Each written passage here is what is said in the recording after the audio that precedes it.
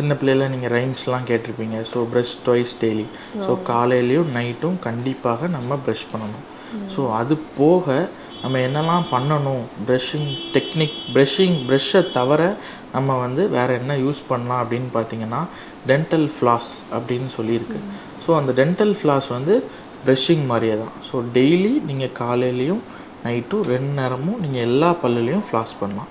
ப்ரஷ்ஷிங்கிறது நம்மளோட பல்லோட மேற்பகுதி சர்ஃபேஸை மட்டும்தான் வந்து க்ளீன் பண்ணும். ஸோ பல்லுக்கும் 2 பல்லுக்கும் நடுவில் உள்ள இடுக்குகளில் உள்ள சாப்பாடோ இல்லை வந்து அதை க்ளீன் பண்ணுறதுக்கு வந்து நம்ம வந்து ஃப்ளாஸ் அப்படிங்கிற ஒரு மெட்டீரியல் தான் நம்ம யூஸ் பண்ணுவோம். ஸோ அது சூப்பர் மார்க்கெட்டில், மெடிக்கல் ஸ்டோரில் இந்த மாதிரி கிடைக்கும்.